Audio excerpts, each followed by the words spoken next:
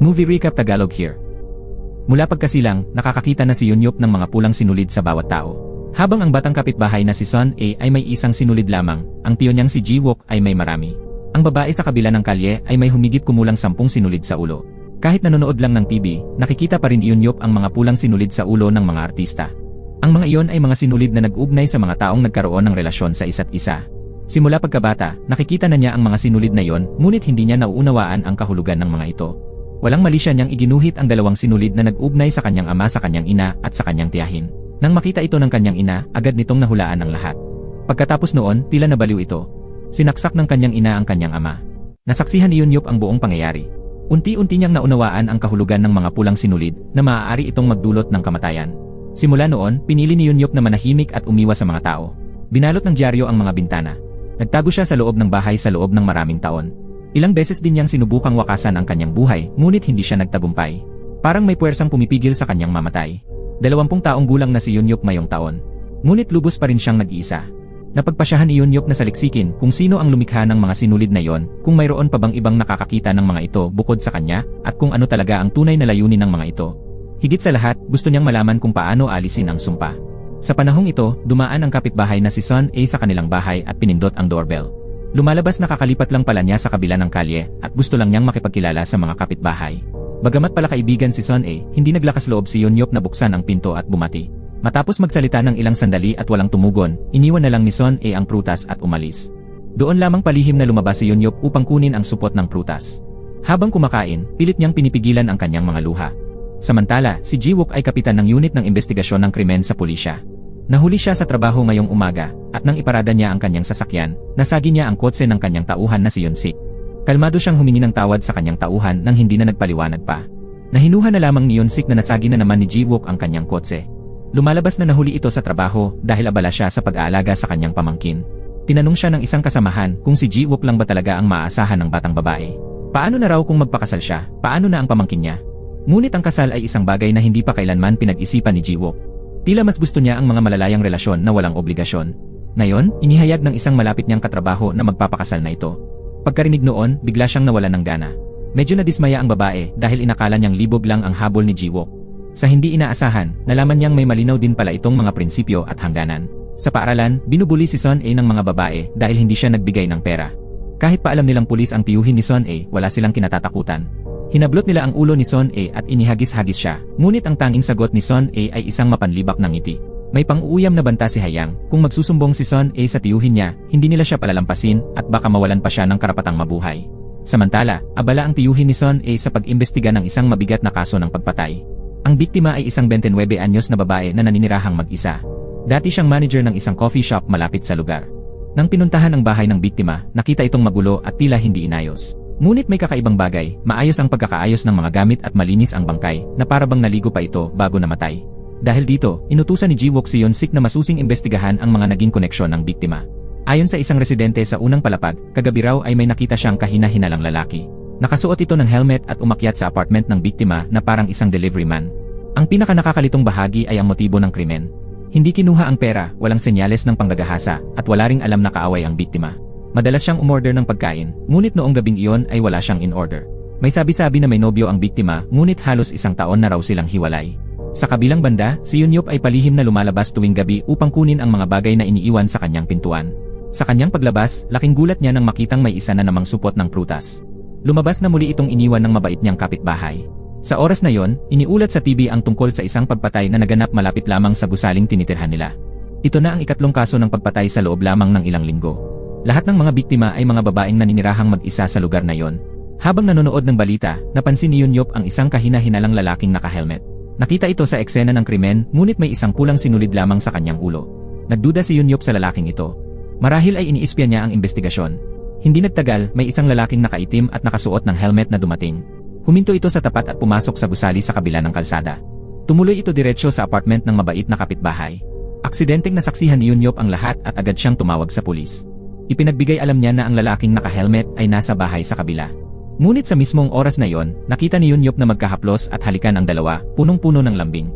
Pagkatapos ay nagsimula silang magtalik at isang pulang sinulid ang lumitaw na nag-ugnay sa kanila. Lubhang ginambala ng pulang sinulid si Yunyup, halos ikabaliw niya ito. Kinabukasan, hindi pumasok si Son A sa paaralan ng walang paalam, dahilan upang magalit si Hayang. Binaklas niya ang kandado ng locker ni Son A at pinaghalongkat ito. Nakakita sila ng bagong damit at isang sulat ng pag-ibig. Sa bahay, napansin din ni Ji-wook na ayaw pumasok sa paaralan ng kanyang pamangkin kaya siya'y nagtaka. Ngunit humingi lamang si Son A ng pera at hindi na nagsalita pa. Agad namang inilabas ni Ji-wook ang lahat ng laman ng kanyang pitaka at ibinigay ito kay Son A. Doon lamang niya napansin ang mga pasa sa mukha at kamay nito, tila siya ay binugbog. Hindi ito nagpaliwanag at malakas na isinara ang pinto. Sa totoo lang, sumasakit na ang ulo ni Ji-wook sa pagiging suwail ng pamangkin at hindi niya alam kung ano ang dapat gawin. Sa mga oras din iyon, nagulat si Yoon-sik na may natanggap silang anonymous na tawag kagabi. Binanggit ng tumawag ang tungkol sa isang kahina-hinalang lalaking naka-helmet na nakita sa eksena. Nagulat ang mga kasamahan kung paanong nalaman ng nagulat na isa itong shipper gayong hindi pa inilalabas ang anumang detalye sa publiko. Laking gulat pa nila nang matuklasang nagmula ang tawag sa Wonsong Apartment Building B, isang gusaling nasa parehong lugar pero katapat ng tirahan ni Ji-wook. Nagkataon, napansin na rin ni Ji-wook noon na may apartment sa gusaling iyon na tinakpan ng dyaryo ang mga bintana. Kaya agad siyang nagtungo roon upang magtanong at magsiyasat. Sumilip si Yoon-yup sa peephole at napabalikwas sa gulat. Unang beses niyang makakita ng taong may ganoon karaming pulang sinulid sa ulo. Patuloy sa pagkatok si Ji-wook, ngunit walang nagbubukas o sumasagot. Maya-maya, may kapitbahay na bumaba at nagsabing hindi lumalabas ang babae sa loob ng bahay. May ibang taong nagtatapon ng basura para kay Yoon-yup. Hindi sumuko si Ji-wook at patuloy siyang nakiusap ng mahinahon. Sa huli, binuksan ni Yoon-yup ang pinto at inamin na siya ang tumawag sa pulis. Ngunit agad din niyang binawi ito, sabay sabing nagkamali siya ng nakita. Ang lalaking naka-helmet ay pumasok sa apartment 204, ang tirahan ng babaeng kakalipat pa lang. At ang apartment na yon ay katabi mismo ng bahay ni Ji-wook. Mukhang magkasintahan o magka-close daw ang dalawa. Pagkasabi ni Yoon-yup nito ay agad niyang isinara ang pinto, kaya wala nang naitanong pa si Ji-wook. Napilitan na lamang siyang umalis. Ngunit nagtaka siya kung paano nalaman ng babae na doon siya nakatira. Kinagabihan, muling pumasok sa gusali ang lalaking naka-helmet. Nang sumilip si Yoon-yup sa peephole, nakita niyang nakatayo ito malapit sa kanyang pinto at tila sinusuri ang kanyang tirahan. Kasabay nito, palakad-lakad si Son A sa kalye, mag-isa at walang direksyon. Inaalala niya kung paano siya haharap sa mga nambubuli sa kanya kinabukasan. Sa sandaling iyon, nakita ni Son A ang isang babaeng nagwi-withdraw ng pera sa ATM malapit sa kanto. Bigla siyang nakaisip ng mapangahas na ideya, at palihim niyang sinundan ang babae papasok sa isang makitid at liblib na eskinita. Ngunit bago pa siya makagalaw upang agawin ang bag ng babae, dumaan ang tatlong lalaki. Nawala ang pagkakataon, kaya napilitan si Son A na umurong at isuko ang balak. Pagkatapos, nadaanan niya ang tatlong bisita sa party na nagkukumpulan habang naninigarilyo ng e-cigarette. Sa presinto, sinabi ni Yoon-sik kay Ji-wook na ang dating nobyo ng biktima ay si Jong-min. Isa siyang guro sa high school at nakatira sa apartment 303, Building B, sa Wonsong Apartment Complex. Ilang beses nang pumunta ang dating biktima sa gym kasama si Jong-min. Nang tingnan ni Ji-wook ang kanyang larawan, naalala niyang ito ang kapitbahay ni Yoon-yup sa itaas. Hindi maaaring baliwalain ang mga ganitong pagkakatugma. Sa mga sandaling iyon, nakatanggap siya ng tawag sa telepono. Sinabi ni Ji-wook kay Yoon-sik na mauna na ito sa apartment ni Jong-min habang may dadaanan pa siya at susunod na lang. Maya-maya, nasa ospital na si Ji-wook dahil naiulat na nawawala ang kanyang ama. Dali-daling umakyat si Ji-wook sa rooftop at nakita ang kanyang ama na nakatayo sa railing. Para bang nais nitong tumalon habang si Ji-wook ay nakatayo lamang, may luha sa mga mata. Hindi siya nakialam at hinayaan na lang ang nurse na hilahin ang kanyang ama pabalik sa ligtas na lugar. Samantala, dumating si Yoon-sik sa apartment 303 at ilang beses pinindot ang doorbell.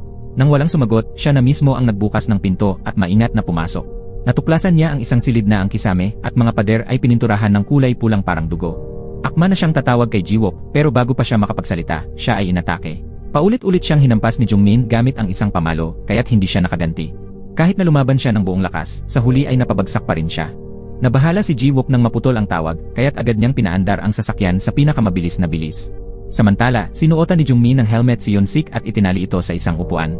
Pagkatapos, tumungo siya sa gusaling nasa tapat. Sumilip si Yoon-yup sa bintana at nakita ang isang pamilyar na lalaking naka-helmet. Akmang tatawag siya sa pulisya nang mapansin niyang lobat na ang kanyang cellphone. Napagtanto ni Yoon-yup na hindi ito ang lalaking nakita niya kahapon dahil konektado lang ng pulang sinulid ang lalaking iyon sa babae sa room 204 ng gusaling nasa tapat. Wala na siyang oras para mag-charge, kaya't nagpa siya si Yoon-yup na kumuha ng kutsilyo upang iligtas ang babae.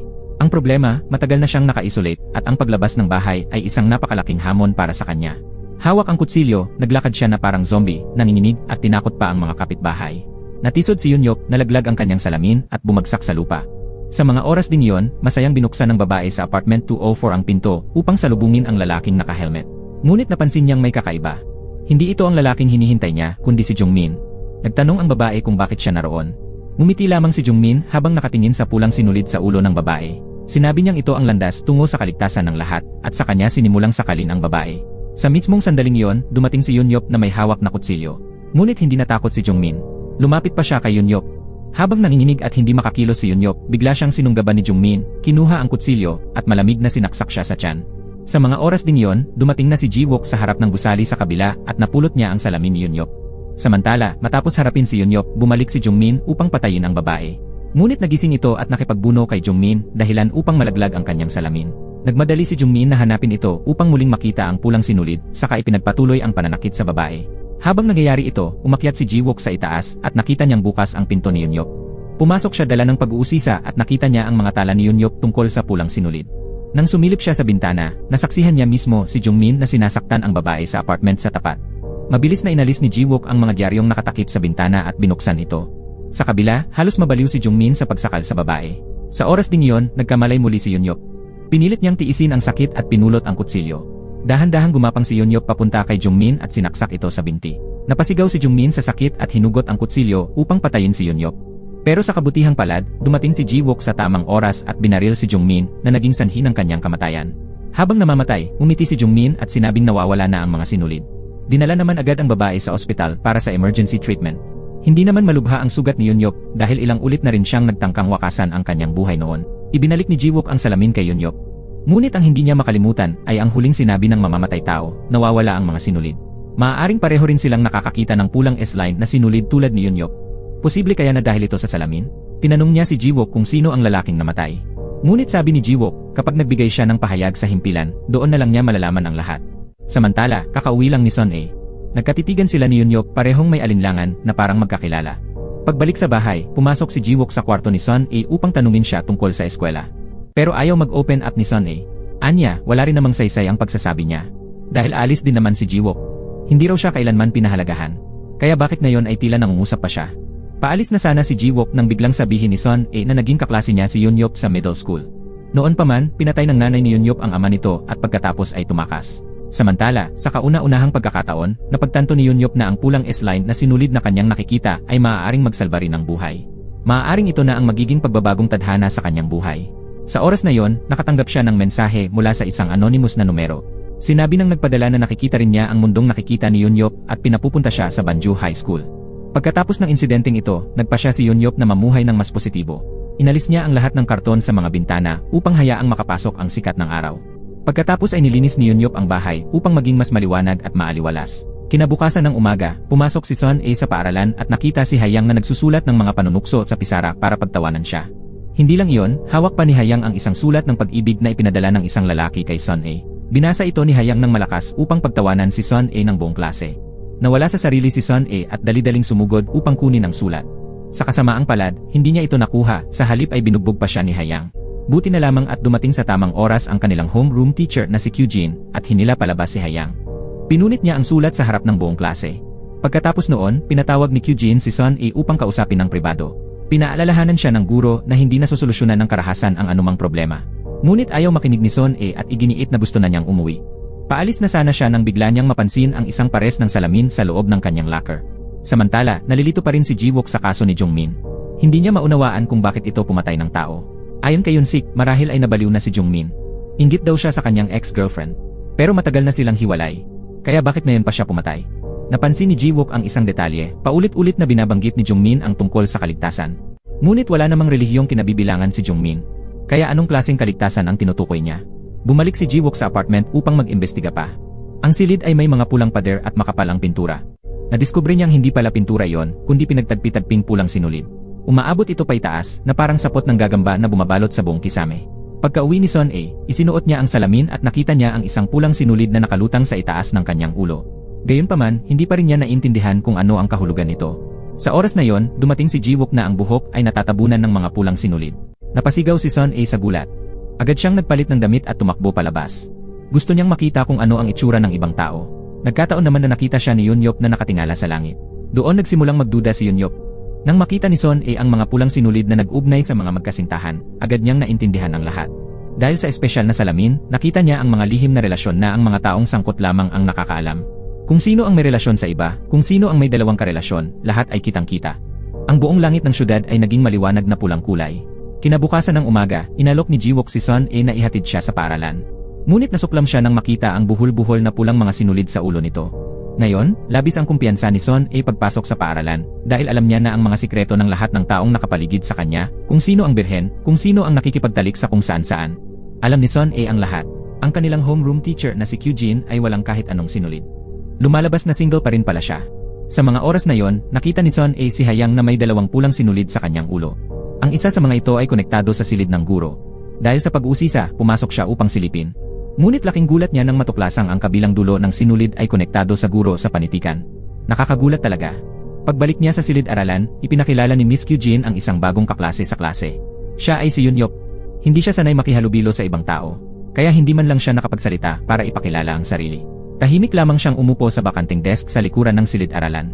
Samantala sa himpilan ng pulisya, patuloy pa ring iniimbestigahan ni Ji-wook ang kaso ni Jungmin.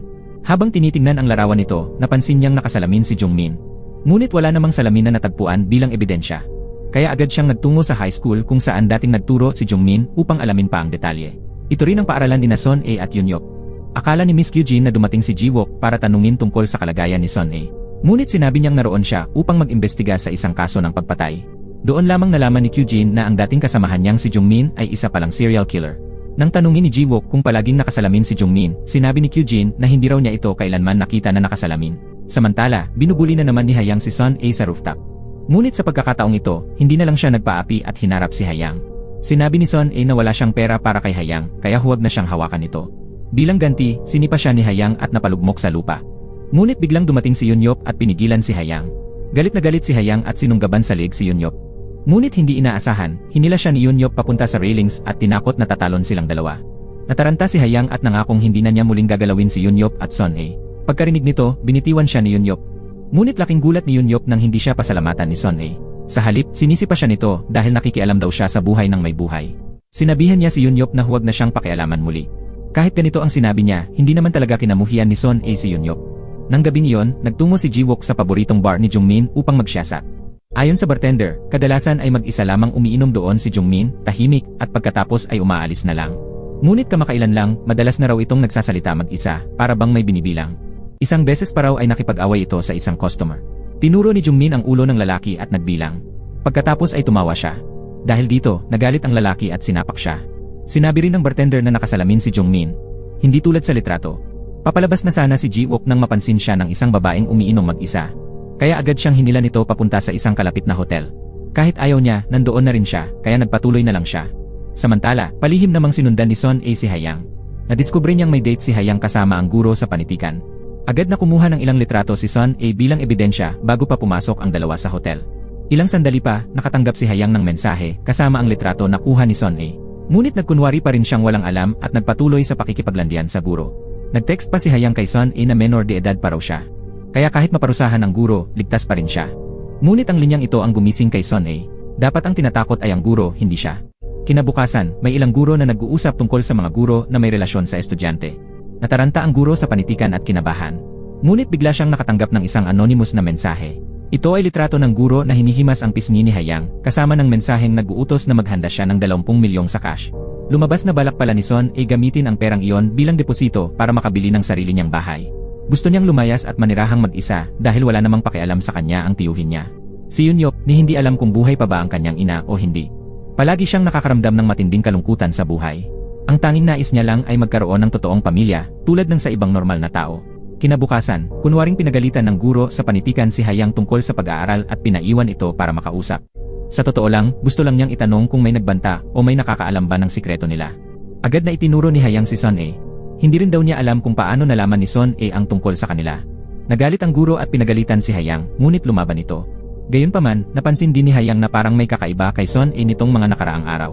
Mas naging kumpiyansa at masaya ito sa tuwing pumapasok sa klase. Lumabas na hindi lang ang guro sa panitikan ang tinakot ni Son A, pati ang ibang guro na may bawal na relasyon, ginawa rin niyang target. Bukod pa rito, dahil sa S-line, nakuha pa niya ang boyfriend ng isang estudyanteng kasama sa grupo ng mga nambubuli sa kanya noon. Napansin din Yunyop ang malaking pagbabago kay Son A. Habang naghuhugas ng kamay sa tabi niya, napansin niyang may suot itong salamin na tila pamilyar sa kanya. Diretsahan niyang tinanong si Son A kung may nakita ba ito gamit ang salamin na yon. Siyempre, hindi ito inamin ni Son A. Ngunit nang mabanggit ang tungkol sa pulang sinulid, bigla itong napatigil. Tinanong ni Son A kung ilang pulang sinulid ang nasa ulo niya, at agad namang sumagot si Yunyop na isa lang. Pagkatapos ay sinabi niya sa lahat sa paaralan kung ilang sinulid ang meron sila, kung sino ang katalik nila, at kung anong klaseng mga magkakapatong na relasyon ang mayroon. Alam na alam iyon ni Yunyop. Doon lang naniwala si Son A na nakikita rin ni Yunyop ang mga nakikita niya. Sinabi ni Son A na may nag-iwan ng salamin sa kanyang locker noong nakaraang araw. May hinala si Yunyop at nagsimulang mag-alala. Binalaan niya si Son A na maaaring magdala ng panganib sa buhay ang mga salamin. Ngunit hindi naniwala si Son A at ipinaglaban pa rin ang salamin. Kinagabihan, pumunta si Son A sa isang coffee shop kasama ang bago niyang nobyo na si Jiwon. Habang nasa rurok siya ng kasiyahan, nakatanggap siya ng text mula sa guro sa panitikan. Sinabi nitong nakahanda na ang 20 milyon at maghihintay ito sa rooftop ng paaralan ng alas 12 ng gabi. Pagkaalis nila sa coffee shop, nagyaya si Son A kay Jiwon na magpicture. Hindi alam ng dalawa na palihim silang pinapanood ni Hayang. Lumabas na narinig ni Hayang ang usapan ni Son A at Yunyop tungkol sa salamin sa banyo. Nang makita niyang abala si Son A sa pagpipicture at walang bantay ang bag, tahimik niya itong kinuha at inuwi ang salamin. Pagka-uwi, napansin ni Son A na nawawala ang salamin. Agad siyang bumalik para hanapin ito pero bigo siya. Samantala, isinuot ni Hayang ang salamin at nakita ang mga misteryosong pulang sinulid. Pero bago pa siya matuwa, may bigla umatake sa kanya at nawalan siya ng malay. Tumawag si Son A kay Yunyop at pinagalitan ito, akala niyang ito ang kumuha ng salamin. Pero walang alam si Yunyop sa nangyari. Mag-aalas 12 na noon kaya sinabi ni Son A na mauuna na siya sa paaralan, sa kabinaba ang tawag. Pagdating niya sa rooftop, matagal nang naghihintay doon ang guro sa panitikan. Hindi ito nagbayad at nakikiusap kay Son A na patawarin siya dahil mababalang ang sahod ng mga guro. Ngunit malamig na tumanggi si Son A dahil noong inaapi siya ng grupo, nagbulag-bulagan lang ang guro. Habang nagtatalo sila, nakatanggap ang guro ng text mula sa kanyang asawa, tinatanong ito tungkol sa kasalanan niya. May nagpadala ng litrato nilang dalawa ni Hayang sa asawa niya. Hindi na kailangan ng paliwanag, agad niyang inakusahan si Son A na siyang nagpadala. Sa sandaling yon, dumating si Yunyop sa schoolyard para pigilan si Son A. Pero huli na. Nasaksihan na lang niya ang pagbagsak ni Son A mula sa rooftop. Pero mukhang hindi pa ito patay dahil hindi pa nawawala ang pulang sinulid sa kanyang ulo. Agad tumawag si Yunyop ng ambulansya para madala si Son A sa emergency room. Dahil sa kritikal na kalagayan niya, agad siyang isinailalim sa operasyon. Pagkarinig ni Jiwook ng balita, agad siyang tumakbo papunta sa ospital. Labis ang pag-aalala niya para kay Son A kaya napaiyak siya. Tinanong niya si Yunyop kung bakit siya nasa paaralan sa ganoong oras. Sinabi ni Yunyop na pumunta siya para hanapin si Son A dahil tinawagan siya nito at sinabing pupunta siya sa paaralan. Hindi maintindihan ni Yunyop kung bakit dahil sigurado siyang hindi kayang kitilin ni Son A ang sariling buhay. Kinabukasan, hindi pumasok sa paaralan ang guro sa panitikan at hindi rin ito sumasagot sa telepono. Biglang nagwala ang punong guro at pinagalitan ang lahat ng mga guro. Isinisisi ng punong guro sa kanila na hindi nila natuturuan ng maayos ang mga estudyante kaya nagkakaganito ang mga ito. Narinig ito ng guro sa pisika at agad siyang sumagot, kaya't pinigilan siya ng ibang mga guro. Pagpasok ni Yunyop sa klase, nakita niyang nagtatawanan at nagkukwentuhan pa rin ang mga estudyante na parang walang nangyari. Tanging sina Hayang at Son A ang wala. Sa faculty room, may kumalat na chismis na ikakasal na raw si Mr. Kim.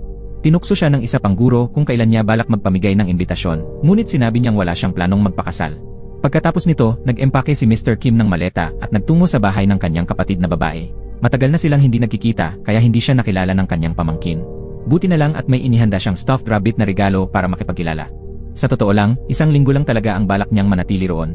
Pagkatapos ay aalis na siya papuntang Canada para magsimula ng bagong buhay. Medyo naiilang lang siya dahil kailangan niyang tumira sa piling ng kakaibang bayaw. Matapos ang operasyon, ligtas na si Son A, ngunit nananatili pa rin siyang walang malay. Ang tanging hiling ni Jiwook ay sana magising na ito at sigawan siya tulad ng dati. Hindi pa rin matahimik si Yunyop dahil sa nangyari, kaya't bumalik siya sa rooftop upang maghanap ng mga pahiwatig. Hindi niya inaasahan na may isa pang taong interesado sa kaso ni Son A, si Ji Yang mula sa kabilang klase. Sinabi ni Ji Yang na kilalang kilala niya si Son A at imposibleng wakasan nito ang sariling buhay. Dagdag pa niya, araw-araw inaapi ni Hayang si Son A at sa pagkakataong ito'y hindi rin pumasok si Hayang kaya't kahina-hinala. Para siyang isang detective sa pag-imbestiga pero walang pakialam si Yunyop. Ang iniisip lang niya ay kung sino ang kumuha ng salamin. Ang salamin ay nasa mesa ni Mr. Kim. Tinanong niya si Kyujin tungkol dito, ngunit sinabi nitong wala siyang alam. Sabi ni Kyujin, kung walang kukuha, subukan na lang niyang isuot ito dahil bagay na bagay daw sa kanya. Sa narinig, sinuot ito ni Mr. Kim, ngunit laking gulat niya nang makakita siya ng mga pulang sinulid sa ulo ng ibang tao. Sa sandaling iyon, pumasok si Jiwook na puno ng pulang sinulid ang ulo at muntik nang himatayin si Mr. Kim sa takot. Pumunta pala si Jiwook para tanungin si Kyujin kung nasaan si Hayang. Nang malaman niyang nawawala ito, tinanong naman niya ang tungkol sa lalaking estudyante na kasama sa litrato ni Son A. Kaya ipinatawag si Jiwon para sa investigasyon. Laking gulat ng lahat nang sabihin niyang wala silang relasyon ni Son A. Si Son A raw ang nagyayang lumabas. Nakita raw niyang kakaiba na ang dating inaapi ay bigla na lamang naging ibang tao. Nagpatuloy si Jiwon sa kwento. Sa cafe raw, nag-usap sila at naghalikan. Gusto na sanang lumayo ni Jiwon, ngunit pinigilan siya ni Son A.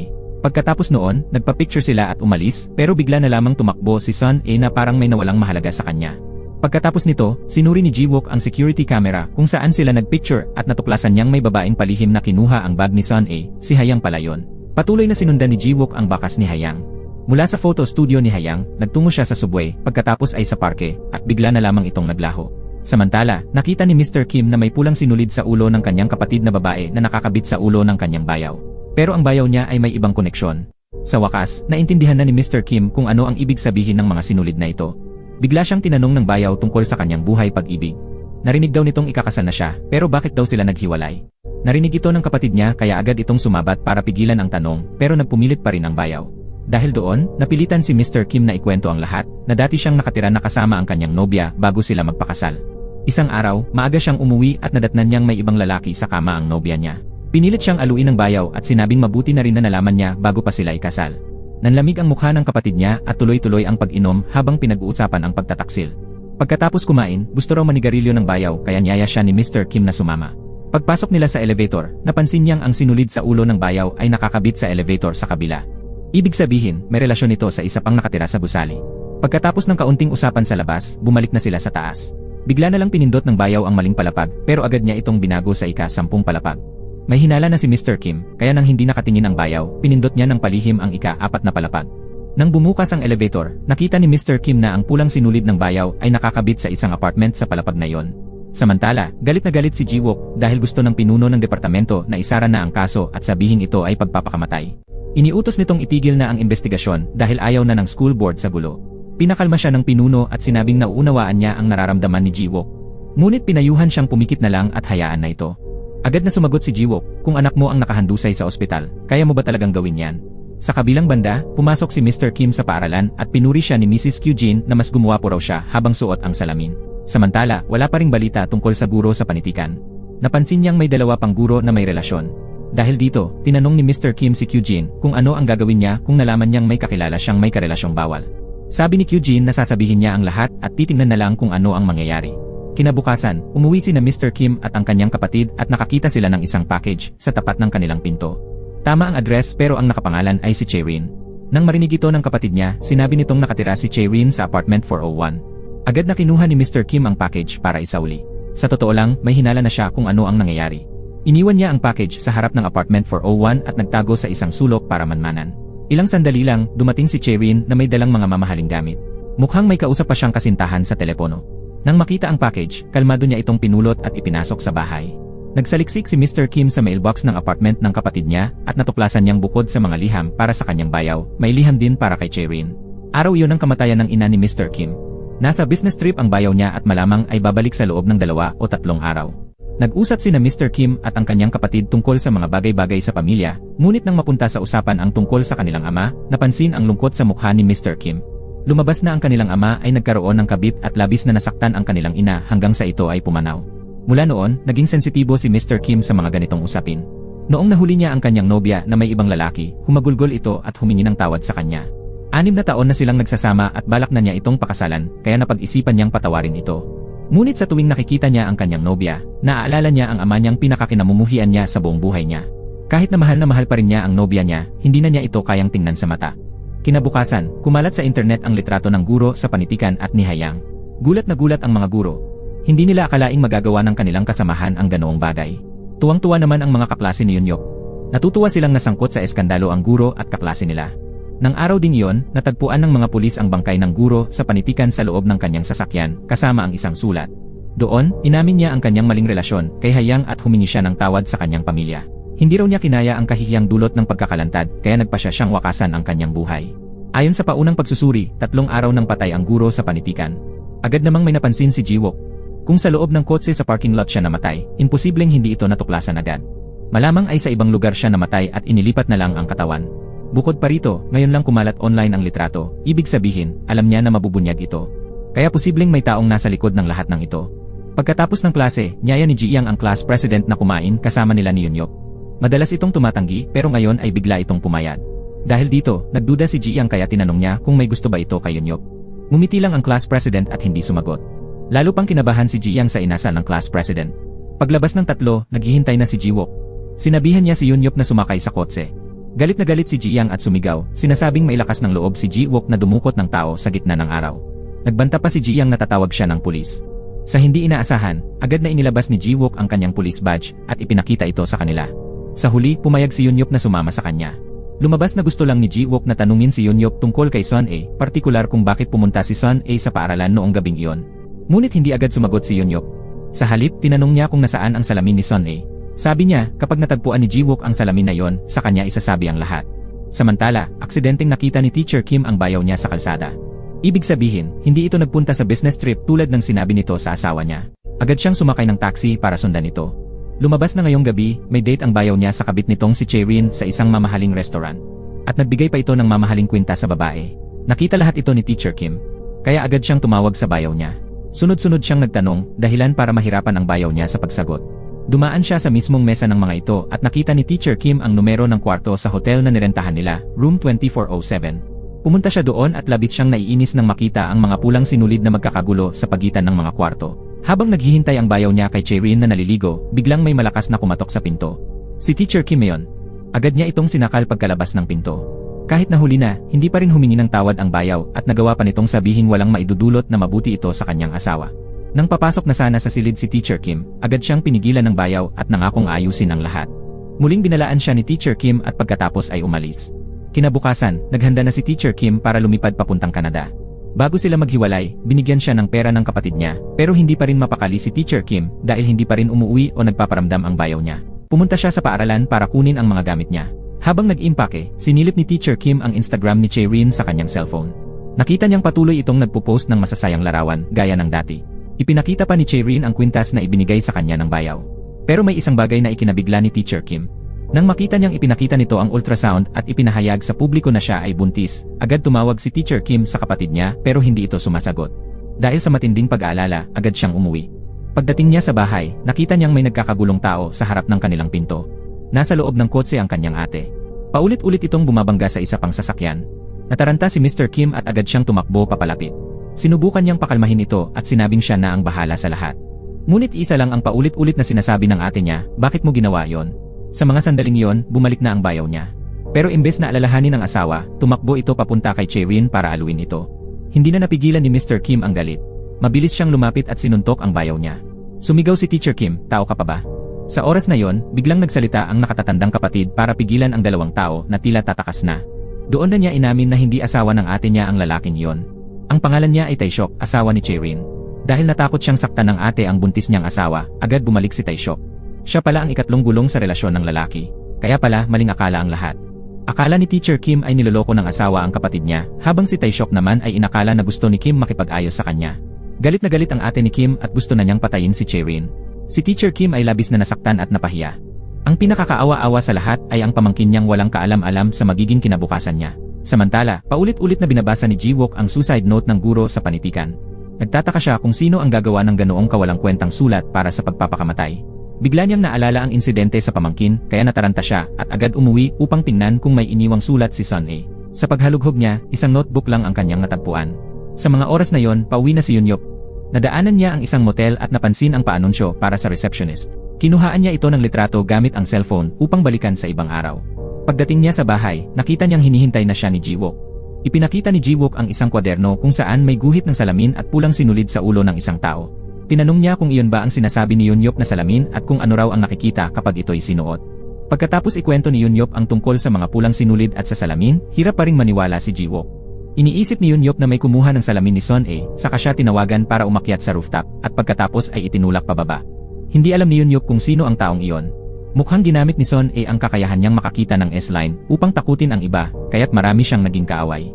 Nagsimulang magduda si Ji Wook na baka higit sa isang pares ang salamin dahil sa dami ng kakaibang insidente nitong mga nakaraan. Tinanong niya si Yunyup kung pulang-pula ba ang buong mundo sa paningin niya. Naiintindihan na ni Ji Wook ngayon kung bakit mahilig si Yunyup magsuot ng sunglasses. Nahinuhan niyang malungkot ang buhay ni Yunyup. Ngunit kung minsan, ang pagkakita sa S-line ay isa ring biyaya. Binisita ni Yunyup si Son A sa ospital at laking gulat niya nang mapansing na wala na ang pulang sinulid sa ulo ni Son A. Wala ring senyales ng buhay. Sa sandaling iyon, biglang nagising si Yunyup, panaginip lang pala ang lahat. Nag-aalala sina Ji Yang at ang class president sa hindi mapakaling kilos ni Yunyup. Kaya agad nila siyang niyaya na lumabas sa weekend para makapag-relax. Ngunit tumanggi si Yunyup dahil abala siya sa kanyang part-time job. Nang tanungin ni Ji Yang kung ano ang trabaho niya, nag-alinlangan siya, saka binanggit ang isang staff sa paaralan, si Mi Xiong. Samantala, sinisigawan si Mi Xiong ng isang guro dahil sa mga dokumentong mali. Wala ring ni isang pulang sinulid sa kanyang ulo. Talagang mahirap maging isang taong nag-iisa. Lumabas na si Mi Xiong ay mayroon ding espesyal na salamin at nakikita rin ang S-line. Naiinis siya sa kalat sa kanyang mesa at ibinuhos ang inis sa walang hintong pagstaple ng mga papel. Para kay Mi Xiong, pansamantala lang ang trabahong pagtuturo. Ang tunay niyang pangarap ay maging isang artista. Gusto ni Mi Xiong ang guro sa musika na gwapong-gwapo, ngunit hindi niya kayang umamin. Hindi rin pala siya pangkaraniwan. May kakaibang hilig si Mi Xiong, suotin ang makukulay na damit at kulay rosas na wig at umupa ng kwarto sa motel mag-isa. Nagkataong ito rin ang motelong pinagtatrabahuhan ni Yunyop bilang receptionist. Sa kabilang banda, walang malinaw na pag-unlad sa kaso ni Son A. Sa ngayon, ang pinakamakatwirang palagay ay itinulak siya ng guro sa panitikan, tapos ay nakonsensya ito at nagpakamatay. Huling signal ng telepono ng guro ay sa loob ng paaralan din, ngunit ayon sa kanyang pamilya, may matinding takot siya sa matataas na lugar. Kaya imposibleng siya ang nagtulak kay Son A mula sa railing. Isa pang posibilidad ay si Hayang ang nagtulak kay Son A saka tumakas. Hanggang ngayon ay nawawala pa rin siya. Wala ring bakas ng paggamit ng card o telepono si Hayang. Ang tanging sigurado si Ji-wook ay hindi tumalon si Son A ng kusa. May kakaibang nangyayari. Nagbago na ang kanyang pamangkin mula nang isuot ang salaming iyon. Kinabukasan, nagtatrabaho si Yunyop nang biglang dumalaw ang dalawang kaibigan. Pati si Ji Yang ay gustong umakyat para suriin ang mga kwarto. Sa huli, nagsiksikan ang tatlo sa maliit na silid ng reception. Maya-maya, may dumating na isang babae na may kulay rosas na buhok at nagpareserba ng room 206. Pamilyar siya kay Ji Yang ngunit hindi niya mawari kung sino ito. Siguro Mi Xiong pala yon. Pagkapasok sa kwarto, masayang humilata ito sa kama. At nagsimula siyang magsalita ng mag-isa ng mga kakatuwang bagay. Sabi niya, nakipagtalik na raw siya sa maraming lalaki. Pero mula nang dumating ang isang taong iyon, hindi na napupunan ng ibang lalaki ang laman ng puso niya. Inamin niyang natatakot siyang hindi niya ito makamit kailanman. Doon na nakilala ni Ji Yang ang babae na may pink na buhok bilang staff ng eskwelahan. Napansin ni Yunyop na isa lang ang S-line sa kanyang ulo. Umuwi si Mi Xiong sa kanyang simpleng bahay, tinanggal ang pink na wig at isinuot ang kanyang salamin. Tiningnan ni Mi Xiong ang mundo sa labas ng bintana, isang mundong puno ng pulang sinulid. Samantala, nalaman ni Ji-wook ang tungkol sa pinagmulan ni Yunyop. Nalaman niyang pinatay ng ina ni Yunyop ang kanyang ama at pagkatapos ay tumakas. Nasaksihan ni Yunyop ang krimen noong siya ay 5 taong gulang pa lamang, kaya ginuhit niya ito gamit ang mga linya sa kanyang imahinasyon. Noong panahong iyon, pinaghinalaan ng mga tao na may sakit sa pag-isip si Yunyop. Tinanong ni Ji-wook si Yunyop kung may S-line ba si Son A sa kanyang ulo. Nang makita niyang ayaw sumagot ni Yunyop, inisip niyang malamang ay meron nga. Ipinagpatuloy ni Ji-wook ang pagtatanong kung konektado ba ang pulang sinulid sa ulo ng isa sa mga kaklase nila. Sabi ni Yunyop, hindi niya alam kung kanino konektado ang pulang sinulid pero hindi ito kaklase nila. Pinaghihinalaan ni Ji-wook na baka ang taong konektado ang pulang sinulid kay Son A ang siyang nagtulak sa kanya, kahit posibilidad lang ito. Pag-uwi ni Yunyop, nanood siya ng TV at nakita ang balita tungkol sa isang random na pagpatay. Nahuli agad ang salarin matapos ang krimen, ngunit sinasabi nito na inosente na raw siya ngayon at patuloy pang nakangiti ng may kasiyahan. Ang nakakuha ng atensyon ni Yunyop ay ang suot ng salarin, isang pares ng salamin. Bigla niyang naalala ang sinabi ni Ji-wook na maaaring maraming pares ng salamin. Samantala, sinadya ni Miso, ang school staff, na pumasok sa music room kung saan nag-iisa ang kanyang crush at nakikinig ng musika upang mag-relax. Gulat siya na alam ng guro ang pangalan niya. Nahulaan pa nito ang pangarap niyang maging isang aktres na lalong nagpasaya sa kanya. Para bang tadhana nila ang isa't isa. Sa salamin, isang pulang sinulid lang ang mayroon ng bawat tao, pero inisip ni Miso na ang sinulid ay konektado sa kanilang dalawa. Pagkatapos ng klase, inanyayahan si Yunyop ng class president sa isang espesyal na lugar, ang swimming pool ng swim team. Noong oras na yon, walang tao roon. Alam niyang gusto ni Yunyop ang mga tahimik at walang taong lugar, kaya dinala niya ito roon. Hindi marunong lumanggoy si Yunyop pero tumalon pa rin siya sa tubig. Ang malinaw at bughaw na tubig na walang bakas ng pulang sinulid ay nagbigay sa kanya ng kapayapaan at ginhawa. Ayaw na nga niyang umahon mula sa tubig. Natakot ang class president na baka malunod siya. Kaya tumalon din ito, ngunit nalaman niyang ayos lang si Yunyop. Sa katunayan, pakiramdam ni Yunyop ay napakasaya niya ngayong araw. Pagkaahon nila sa tubig, mahinahong isinuot ng class president ang kanyang coat kay Yunyop at sabay silang kumain ng noodles. Nausisa ang class president kung ano ang nangyari. Nag-alinlangan si Yunyop saglit bago sinabi na mula pagkabata, nakikita na niya ang mga pulang sinulid sa ulo ng ibang tao.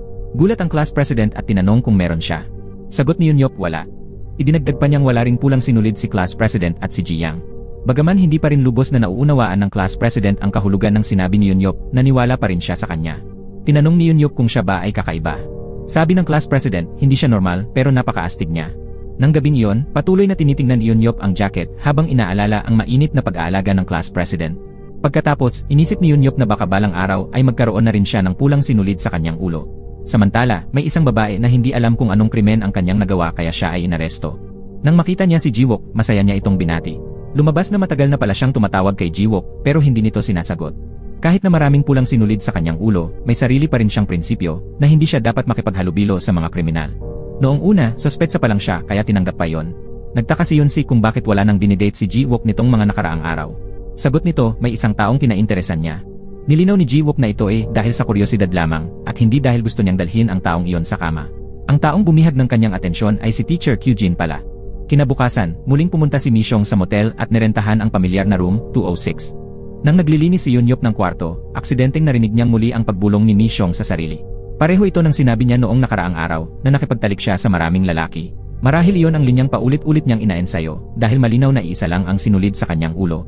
Lumabas na may paranoia si Misyong. Takot siyang baka marinig ng lahat ang bawat inay niya, katulad ng pagtawa niya habang nakatingin sa guro. Napagtanto ni Misyong na ang lugar na ito ay isang lumang motel. Walang ibang tao sa kwarto tuwing araw. Sa kwartong ito, malaya siyang nakakakilos. Isang araw, nakakita siya ng pares ng salamin sa lamesa. Sa salamin, nakita ni Misyong ang sarili bilang isang perpektong tao. Makalipas ang ilang sandali, natuklasan din niya ang isang butas sa dingding kung saan pwede niyang makita ang mga magkasintahan sa katabing kwarto na nagtatali. Para sa kanya, ang kwartong ito ang kanyang sariling perpektong mundo. Ngayong araw, sumilip muli si Misyong sa butas gaya ng dati. Gulat siya nang makita sa kabilang kwarto ang guro sa musika na kanyang iniibig.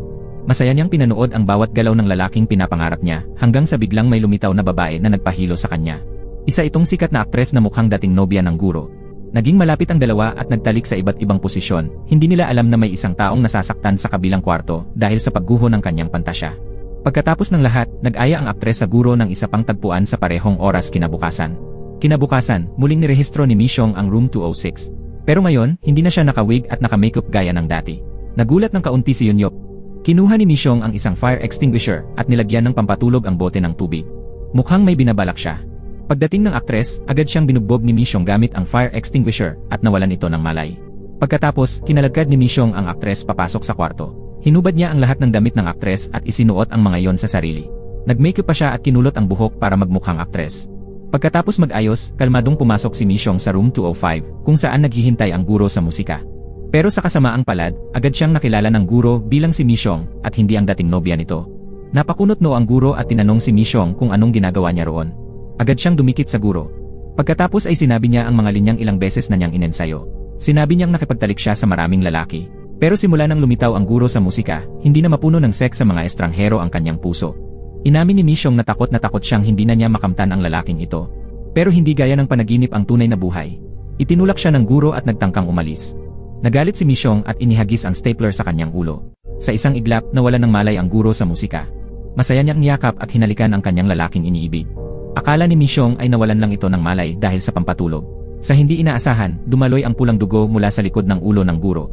Doon lang siya nataranta at napaiyak.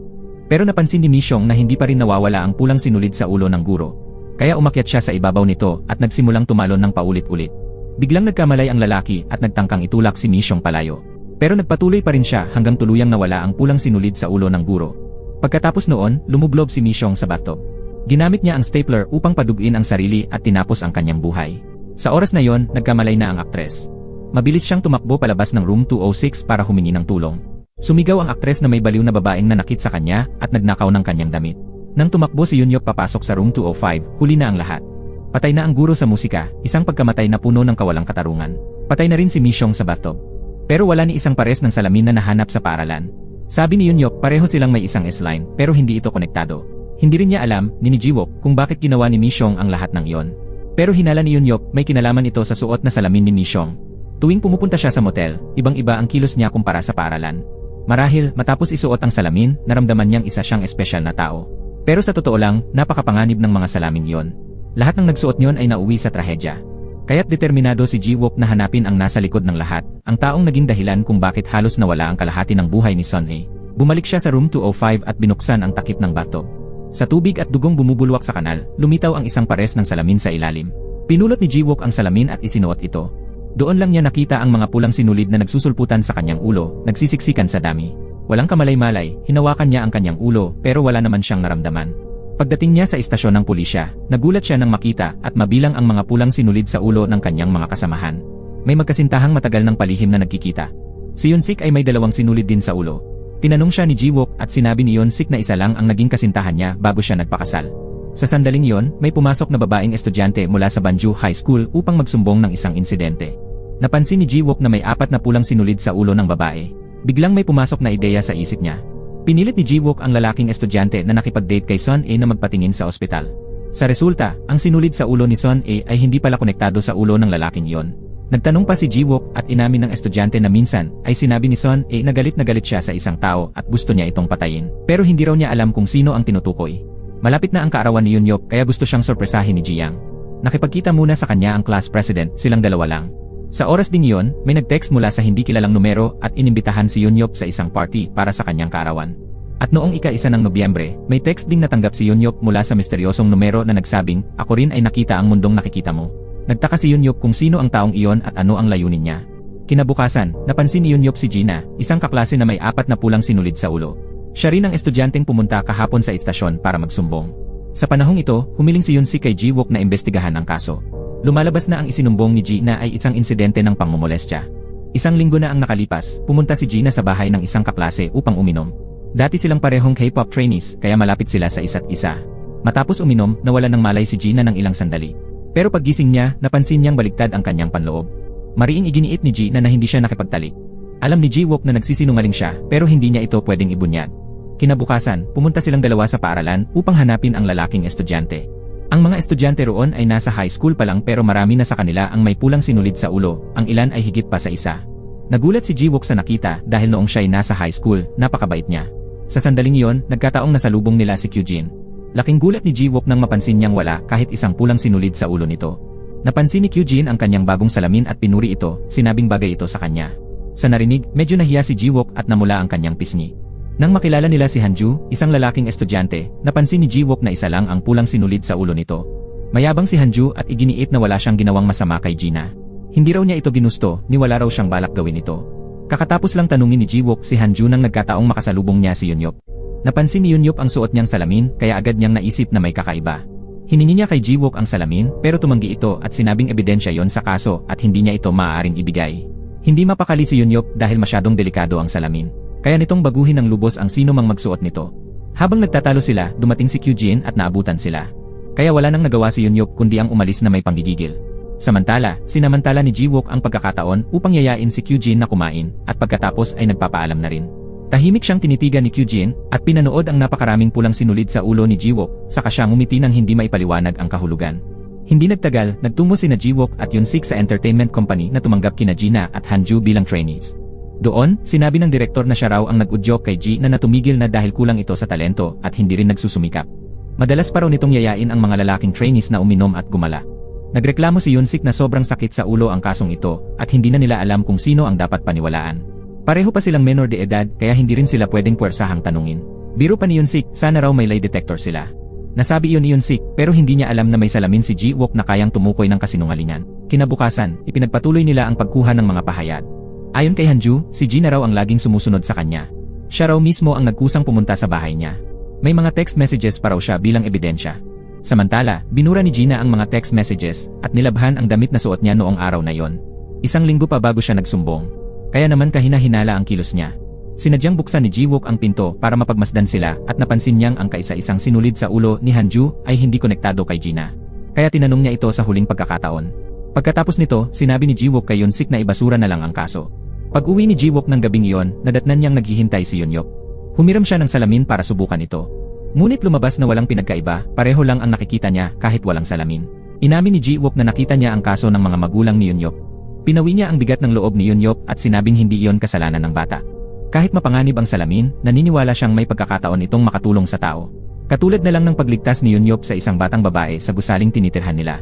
Isiniwalat ni Ji-wook na tinulungan siya ng salamin na matuklasan na pinagbibintangan lang pala ni Ji na si Hanju kaya niya ipinasarado ang kaso. Ngunit sinabi ni Yunyok na maaaring nagsasabi ng totoo si Gina. Dahil isang linggo lang ang nakalipas, nakita raw niya na wala man lang kahit isang hibla ng sinulid sa ulo ni Gina. Buti na lang at hindi pa tapos si Yunsik sa kanyang report.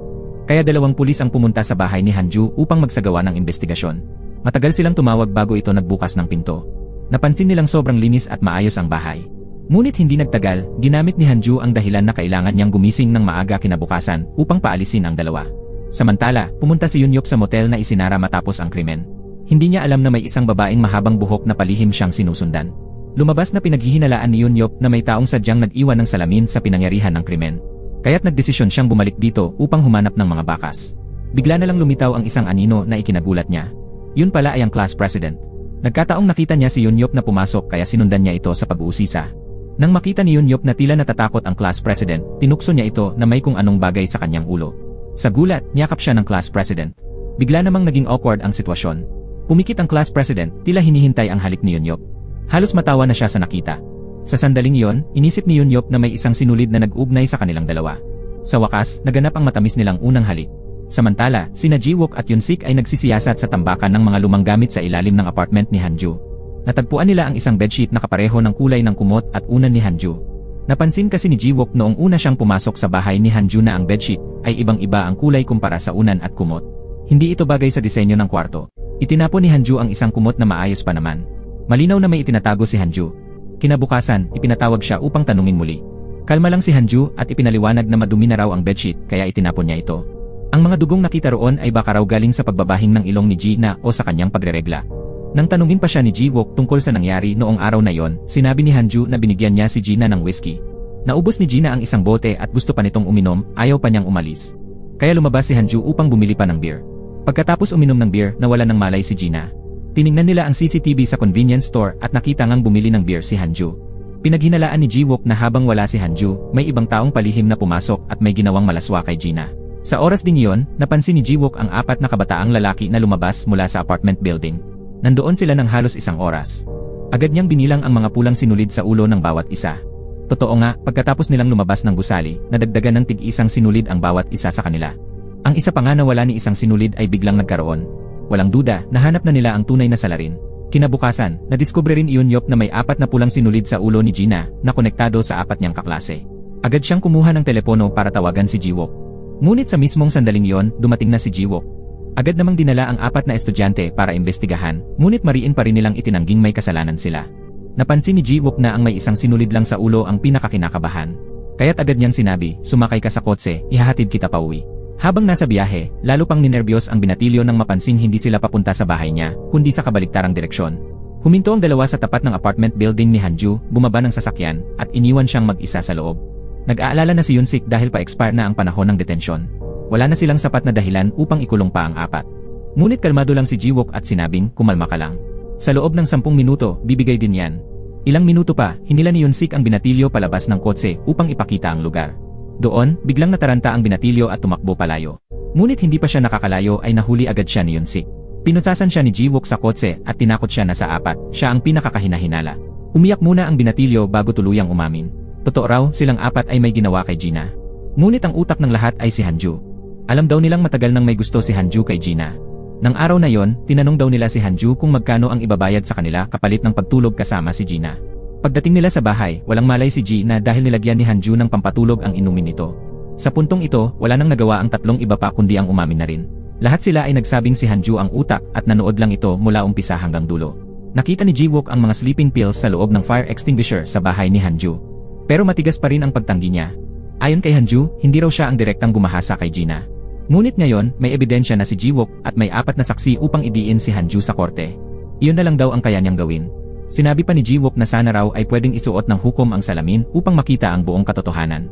Pero ayon kay Yunyop, hindi raw kayang ipakita ng salamin ang buong katotohanan. Nagbiro pa siya na sana raw ay kasing dami ng kay Jiwook ang pulang sinulid sa ulo niya. Sa narinig na yon, hindi alam ni Jiwook kung pinupuri ba siya o niloloko. Biglang tumawag ang Home for the Aged. Wala nang nagawa si Jiwook kundi utusan si Hanju na bumaba na ng kotse at umalis agad. Kinuha niya ang kanyang telepono at tinawagan ang class president para sunduin siya. Lumabas na nawawala ang ama ni Jiwook. Ngayon, hindi tulad ng dati, hindi siya pumunta sa rooftop. Ngunit sa surveillance camera, nakita ang isang babaeng dumating at isinama siya papunta sa kotse. Nagulat si Jiwook nang ma-realize niyang siguro Kyujin pala ang kasama ng kanyang ama. Sinadya pa nitong tumingala upang malinaw na makita ng kamera ang kanyang mukha. Sa sandaling iyon, may natanggap na larawan si Jiwook mula sa isang hindi kilalang numero, si Son A habang nasa kama sa ospital. Nagpanik si Jiwook at agad na nagmaneho papuntang ospital, tumakbo papasok sa kwarto ni Son A. Nang makitang ligtas pa ang dalaga, nakahinga siya ng maluwag. Pero bigla niyang napansin na gumagalaw ang pulang sinulid sa ulo ni Son A at kumokonekta ito sa labas ng pintuan. Agad niyang hinugot ang kanyang baril bilang pag-ingat habang dahan-dahang bumukas ang pinto. Ang pumasok ay ang kanyang ama. Gulat na gulat si Jiwook at hindi niya maunawaan kung paanong napunta roon ang kanyang ama. Ngunit sa oras na yon, nasilayan ni Jiwook ang nakakakilabot na katotohanan. Hindi siya makapaniwala sa kanyang nakikita. Hindi niya inakala na ang tanging sinulid sa ulo ni Son A ay direkta palang konektado sa ulo ng kanyang ama. Tuluyang nabaliw si Jiwook at itinulak ang kanyang ama sa sahig, handa na siyang saktan ito. Buti na lamang at may natira pang kaunting katinuan sa kanya upang magpigil. Ngunit masyado nang masakit ang katotohanang iyon at halos hindi niya na makayanan. Paulit-ulit na sinisi ni Jiwook ang kanyang ama. Hindi niya maintindihan kung bakit nagawa nito iyon kay Son A. Samantala, sa ibang lugar, ang mga kamay ni Yunyop ay puno ng dugo. Humahagulhol si Yunyop habang tinatawagan si Jiwook. Kailangan niya ito ngayon, kailangan niya ng tulong. Kasabay nito, may isang dalagang nagtatrabaho sa isang coffee shop na nakatanggap ng text mula sa hindi kilalang numero. Pagkabukas niya nito, nanlaki ang kanyang mga mata sa pagkagulat. Isang palihim na kinuhang video iyon ng kanilang pagminiid ng kanyang nobyo. Malinaw na may sumunod at palihim na kumuha ng video sa kanila. Pagkatapos ng klase, biglang nag-iba ang ihip ng hangin sa paligid niya. Lahat ng mata ay nakatingin sa kanya. Bawat bulungan sa likod niya ay parang dahan-dahang pumapatay sa kanyang paghinga. Pagkaupo niya, nag-text ang kanyang matalik na kaibigan, nagtatanong kung siya nga ba ang nasa video. Kinagabihan, sunod-sunod ang natanggap niyang mga mensahe mula sa taong nagpakalat ng video. Binantaan siya nitong sagutin ang tawag, at kahit magreklamo siya sa pulis, hindi raw mawawala ang video. Simula noon, tila nawalan siya ng pag-asa at palaging nasa bingit ng pagkabaliw. Tinitigan niya ang mga sasakyang dumaraan at iisa lang ang laman ng isip niya, isang hangal na ideya. Kaya't naglakad siya palapit sa kalsada nang hindi nag-isip. Ngunit sa mismong sandaling iyon, may humila sa kanya mula sa likod. Siguro Kyujin pala. Katatapos lamang niyang bumili ng kape, at iniabot nito ang isang pares ng salamin, sabay sabing natagpuan niya ito malapit doon kaya baka pag-aari ng dalaga. Kahit sinabi ng dalaga na hindi sa kanya yon, iniwan pa rin ni Kyujin ang salamin at umalis. Samantala, may tagpuan sina Yunyop at ang class president sa may bus stop. Agad tumakbo ang binata nang mabasa ang mensahe ni Yunyop. Binati pa nga niya si Yunyop ng maagang happy birthday, kahit bukas pa talaga ang kaarawan nito. Matagal na nag-alinlangan si Yunyop bago niya iminungkahi sa class president na pumunta sila sa isang motel. Nang marinig iyon, namula ang binata sa hiya at hindi alam kung paano tutugon. Pinangahasa ni Yunyop ang sarili at inamin na kung maaari siyang mapalapit sa kahit kanino, gusto niyang siya lang. Tinanong ng class president kung gusto ba siya ni Yunyop. Agad itong tumango. Pagkatapos, inilabas niya ang kondom na inihanda niya na agad namang nagpatawa sa binata. Hinalikan siya nito ng banayad at sa unang pagkakataon ay nagsama sila. Matapos iyon, lumitaw ang isang pulang sinulid sa ibabaw ng kanilang mga ulo na nag-ugnay sa kanilang dalawa. Sa unang pagkakataon nilang pagsasama, kakaibang pakiramdam ang bumalot kay Yunyop, parang pumasok siya sa ibang mundo. Hindi maitago ng lalaki ang kanyang tuwa. Nakatutok lamang ang mga mata niya kay Yunyop. Magkahawak kamay silang naglakad sa ilalim ng mga poste ng ilaw sa kalsada. Gusto sanang yayain ng binata si Yunyop na kumain, pero nag-aalala itong baka maiwanan sila ng huling bus, kaya tumakbo na lang siya para bumili ng pagkain. Nakatayo lamang si Yunyop habang pinapanood siya. Puno ng damdamin ang kanyang mga mata.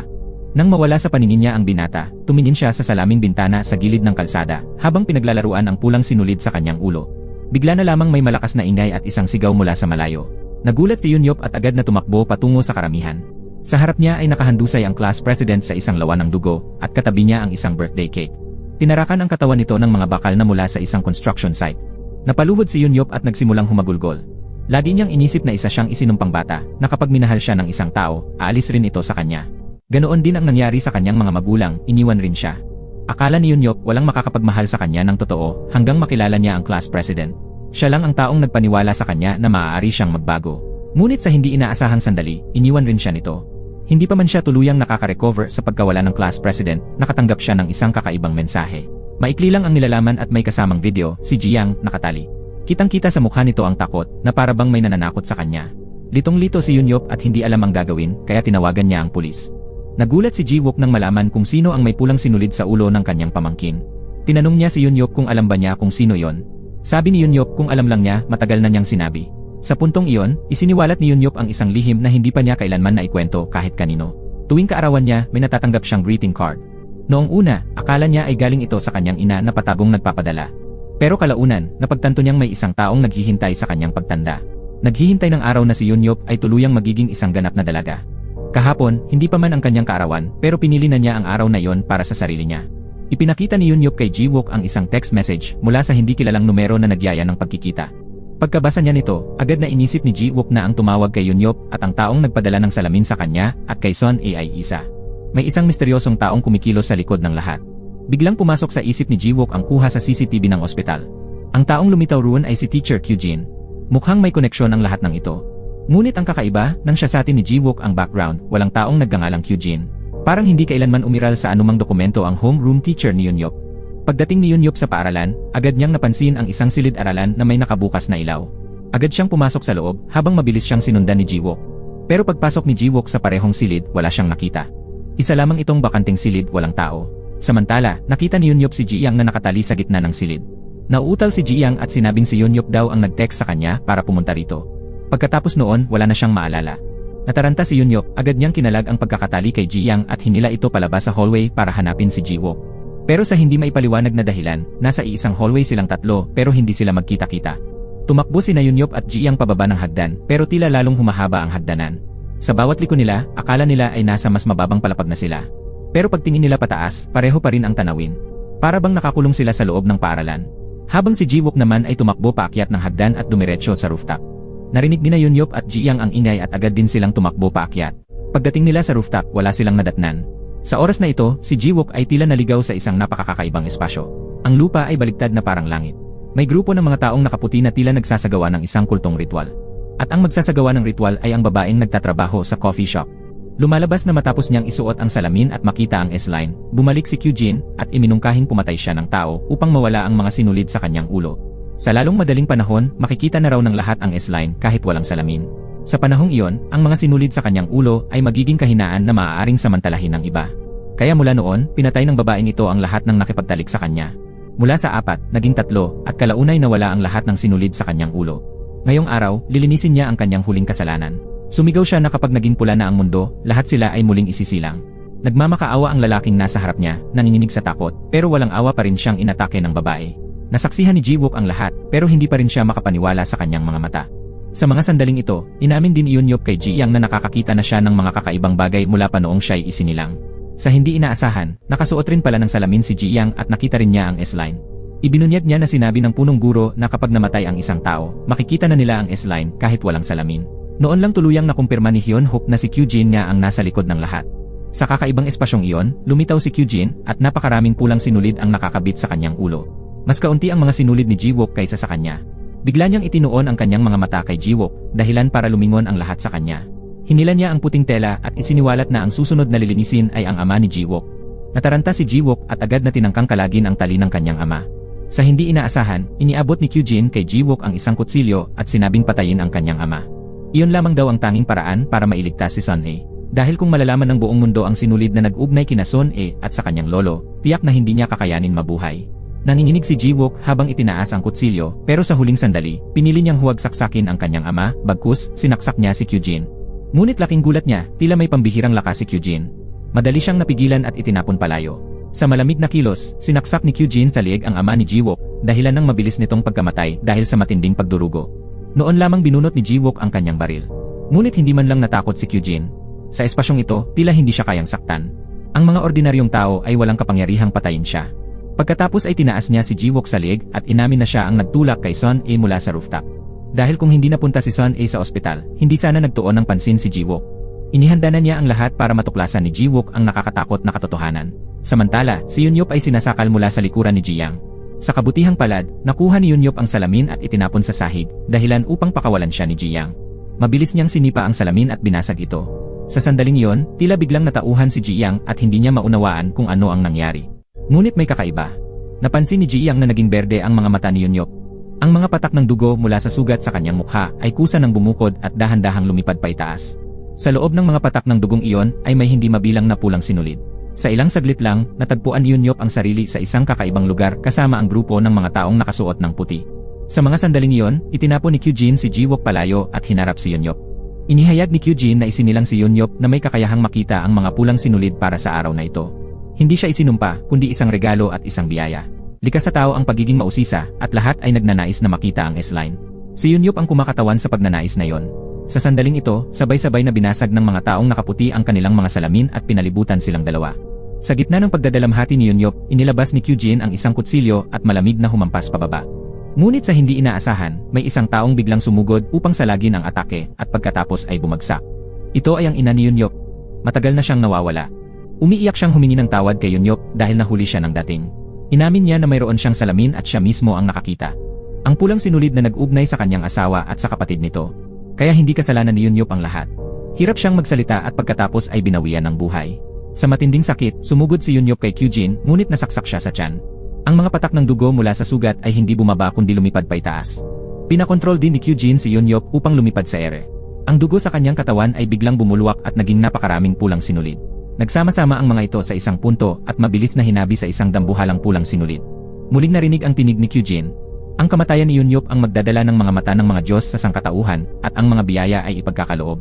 Habang ang mga huling patak ng dugo ay lumilipad pa itaas, unti-unting bumagsak si Yonyop. Natapos ni Kyujin ang ritual, kaya't nagliwanag ang sinulid at saka ito nagkawatak-watak.